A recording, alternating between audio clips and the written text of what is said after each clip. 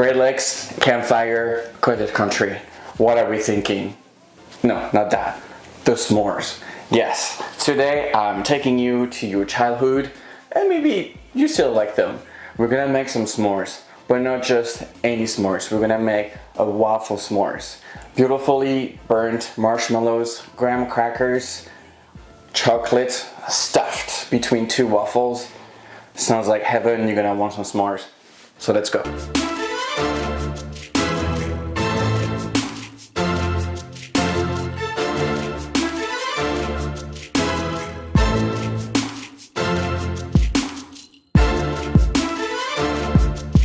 You can't have s'mores or anything without marshmallows. So let's start with that. Okay, so in a medium saucepan, we are going to add our sugar as well as our salt. We're going to add half of the water and then some beautiful vanilla. You can also use real goose if you have that. And I'm gonna add my organic agave syrup because it's better. So you can also use corn syrup, but I just don't like it. And then we're gonna place that onto the heat on medium high. And then we're going to start cooking our syrup. We're going to give our mix a stir and we're gonna cook it until it reaches 240 degrees Fahrenheit using our candy thermometer, and we're gonna place that off the heat. Okay, so now we're gonna start whipping the gelatine with a hot syrup. So while our syrup was cooking, we've added our gelatine with the remaining of our cold water and we've let it soften for about 5 to 10 minutes. And now we're going to add very slowly our syrup, and our mixer is also on slow speed until it's fully incorporated. Once everything is in, you can definitely put your stand mixer on the highest setting and you're gonna let it go for about 7 to 8 minutes, which is like a meringue. It's going to start emulsify like egg white and it's gonna be super thick, and that's where you'll stop. Alright, so I'll make sure it's completely cooled down. I'm now gonna transfer it from the bowl to a piping bag. So we are now going to remove the whisk attachment from the mixer and we're gonna place all our marshmallow paste into a piping bag with the piping tip. Why, you ask? Well, I'm about to tell you. Okay, I have now my mix in a piping bag with a small round tip because I'm going to go for the mini marshmallows. So I'm gonna set that aside and we're gonna start working on the waffle. In a medium-sized bowl, we are going to add flour, salt, and baking powder and give it a little bit of a stir.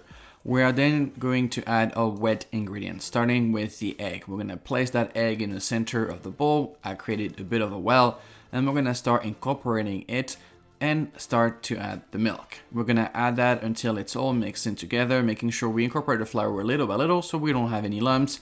As you may have seen in previous video, I do not like lumps. I will then add my honey, which is my sugar, my sweetener component in my batter, and we're gonna give it one last stir before we start cooking our waffles. Alright, we are almost ready to eat. We have our waffle batter, we have our marshmallows that I made yesterday, which I'll pipe later to show you. We have some graham cracker, we have our favorite hazelnut spread that we will not name the brand again. And then I have my waffle maker, so I'm gonna preheating it before we're gonna start the waffle. I'm using the Cuisinart. By any means, I am not sponsored yet. But it's just a waffle maker that I like using, and then if you guys want for everything I'm using today, you can also check in my description. I'm putting the link of everything I'm using so you can refer back to that. Alright, let's start making some waffles. Alright, I just got the green light, so we're gonna make our first waffle. Gonna take our mix, pour it right over. Close it, and we're gonna bake it almost all the way. I would say medium because we're still gonna do a second cooking. Alright, so let's look at our waffle. It looks beautiful, nicely done. A nice medium on my waffle. Again, we're gonna cook it again. So I'm gonna take it off and I'm gonna place the remainder of the batter into my iron and cook it the second one. While the second one is cooking, I'm going to snip my waffle into 4 equal sides. It's easy, you can just follow the lines. Also, a little shout out for all my left-handed people. We struggle with scissors. The world would be such a better place if there was tool for us. So that's just my 2 cents. Anyway, my second waffle is ready, so I'm gonna take it out of the waffle iron. I'm gonna also cut it up and we're gonna start assembling. Okay, so we cooked our waffle the first time. We're now gonna transform them into a s'mores waffle. And we're going to start doing that by adding the chocolate hazelnut spread all over a waffle, making sure we fill those holes with beautiful goodness. And when that is done, we're gonna move on to the graham cracker, typical of our s'mores. So we're gonna crack that cracker and make sure we put a piece everywhere so we really get that texture into the waffle. When we're done with the cracker, we're gonna move on to a beautiful marshmallow fluff that we made earlier. We're gonna again make sure it's on all of 4 corners of a waffle, and then we're gonna finish by just simply closing the sandwich. Just top it up, and we're gonna move on to the next part. All right, now that our small sandwich waffle are ready, I'm gonna put them back in the waffle iron, and we're just gonna melt them slightly.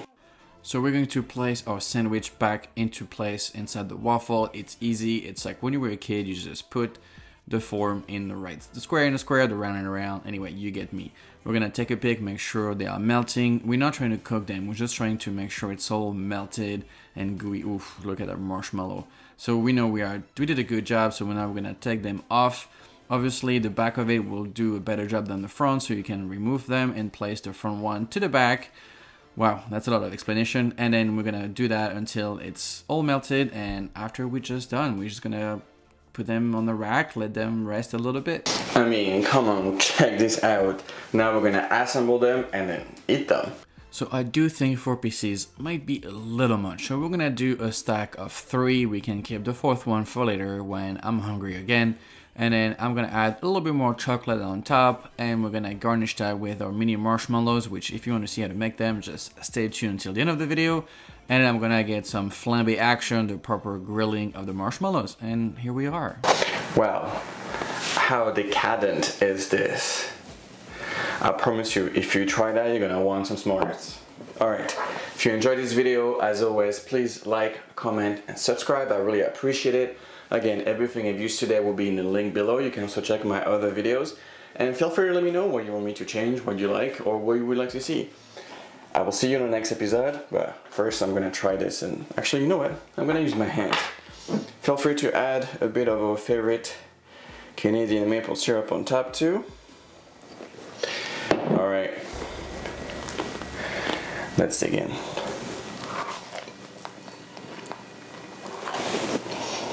Wow.